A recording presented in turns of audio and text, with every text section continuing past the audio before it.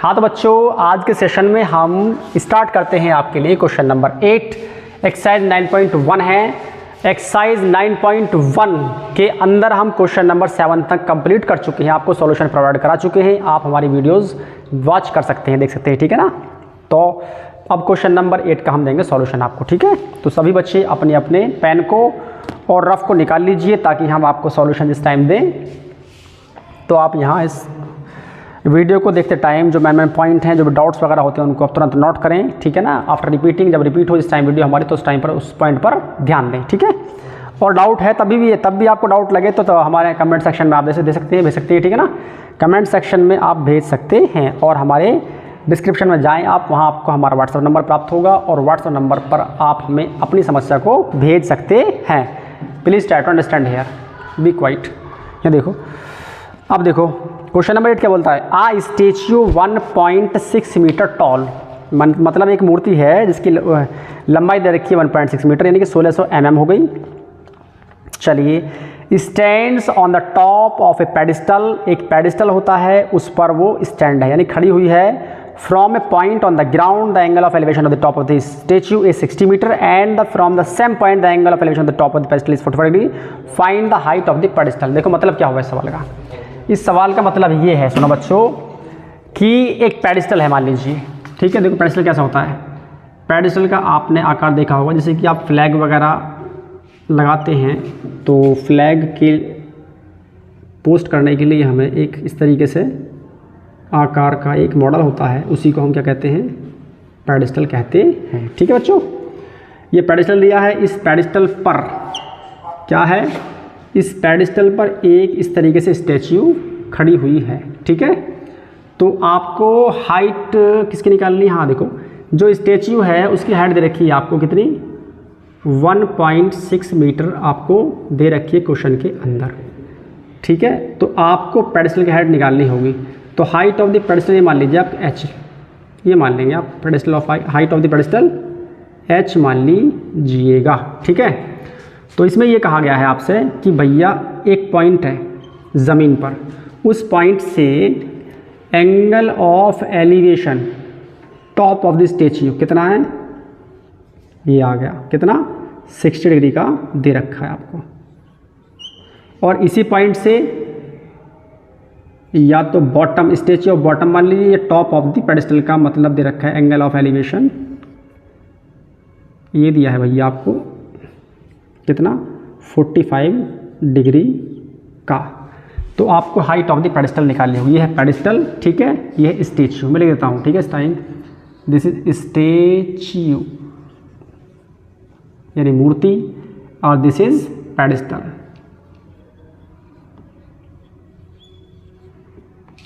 चलिए, पॉइंट को आप मान लेते हैं, ए मान लिया आपने, दिस इज बी मान लिया, ठीक है, ये सी आ गया और ये आपका डी आ चुका है, ठीक है।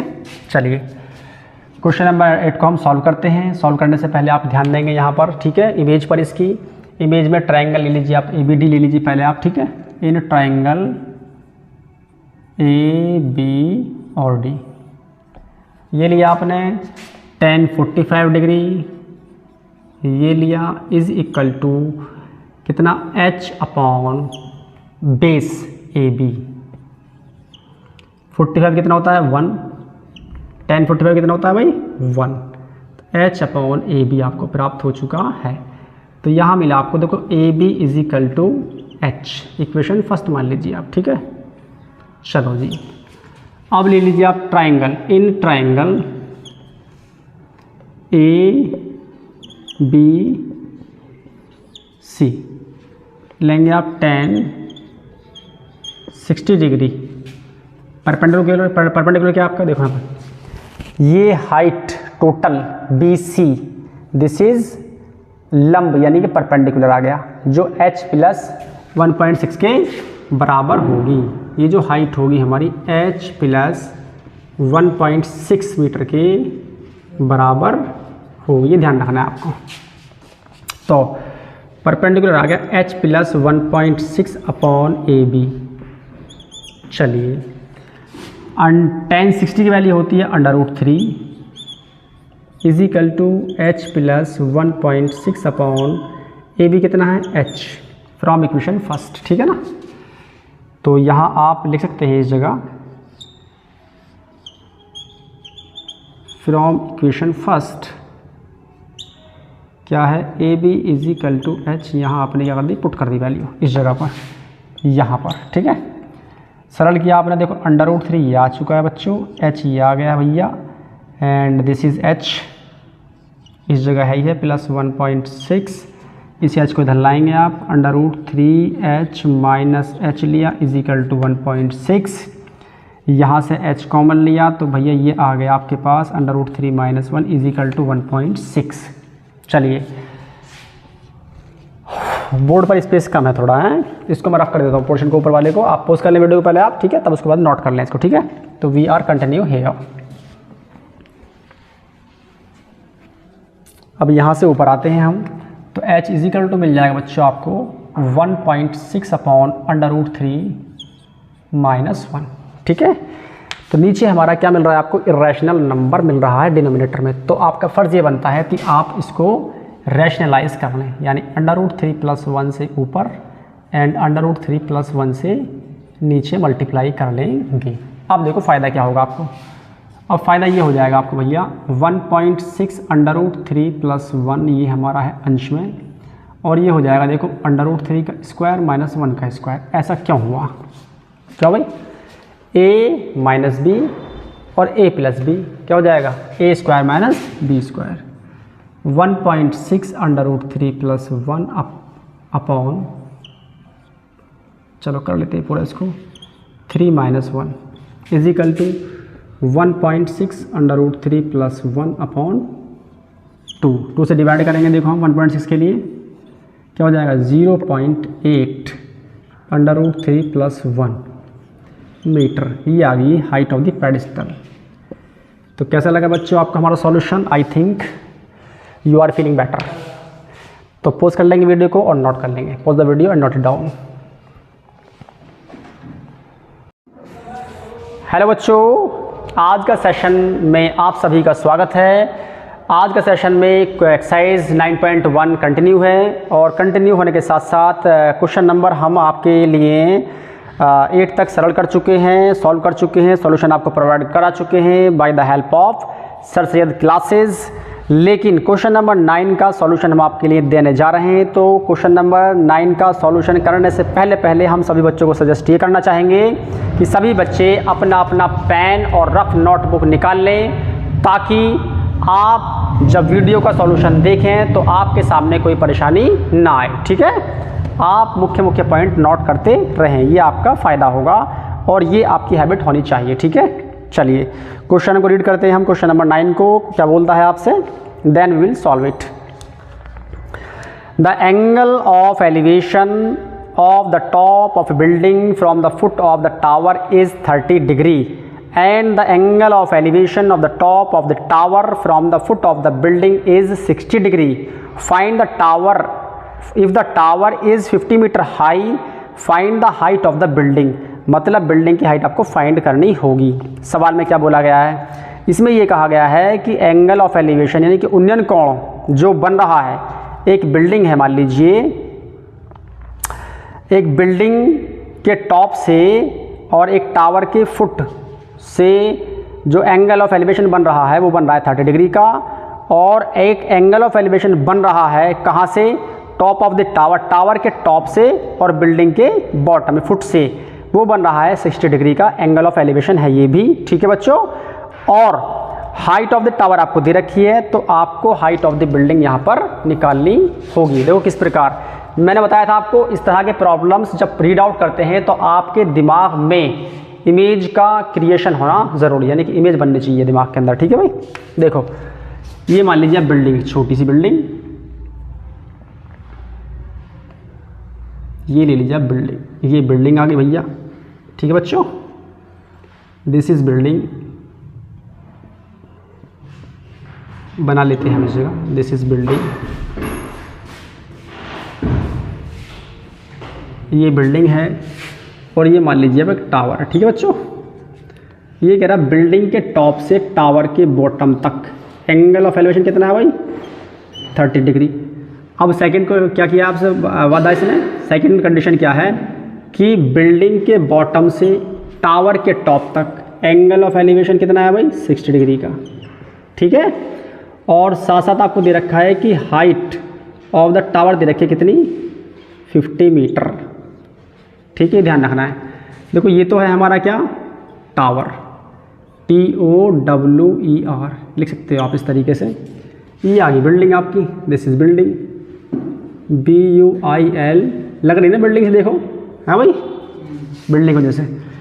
तो बिल्डिंग की हाइट फाइंड करनी है आपको, तो बिल्डिंग की हाइट लेट कर लेते हैं आप, height of the building is h metre, ये आपको लिखना होगा।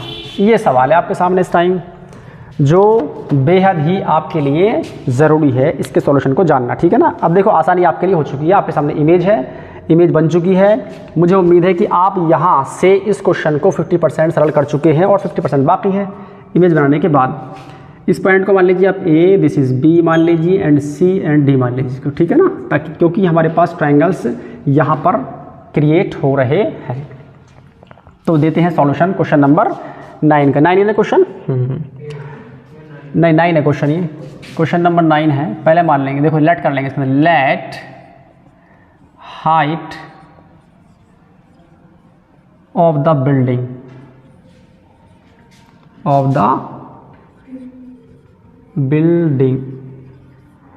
Is equal to h metre, देखो जिस टाइम हम यहाँ पर भी रिप्रेजेंट कर चुके हैं इस फिगर के अंदर, ठीक है। अब करते हैं सरल, देखो इसको हम सवाल को। अब सरल करने के लिए या सरल करने से पहले आपके दिमाग में कुछ बात चल रही होगी, वो बात ये चल रही होगी कि हम ट्रायंगल ABC ले पहले या ट्रायंगल ABD ले, ठीक है ना। तो ये डिपेंड करता है अपनी विश पर, जो चाहे आप वो आप ट्रायंगल ले सकते हैं। बस हमारा समाधान क्या है कि हमको सिर्फ जो है H निकालना है, यहाँ पर H ऑटोमेटिकली। देखो सवाल को जिस टाइम आप सरल करते हैं तो ऑटोमेटिकली आपके सामने सिचुएशन ऐसी क्रिएट होती है कि आपको वहाँ रास्ता ऑटोमेटिकली मिलना शुरू हो जाता है। किस प्रकार, देखो मान लीजिए हम लेते हैं, देखो ट्रायंगल ABC ले लीजिए आप, ठीक है, triangle ABC, triangle A, B and C हम ले लेते हैं इसमें। चलो जी, अब देखो ट्रायंगल ABC लिया, ट्रायंगल ABC में जो एंगल ऑफ एलिवेशन क्या दे रखा है 30 डिग्री का, तो tan 30 लेंगे आप। अब सवाल आपके सामने क्या है कि सर tan ही क्यों ले रहे हैं यहाँ पे हम, है नहीं, tan इसलिए ले रहे हैं भैया हम क्योंकि देखो this is perpendicular height of the building और बेस दे रखा है हमें AB जो बेस है वो ट्रायंगल ABC और ट्रायंगल ABD दोनों के लिए कॉमन है।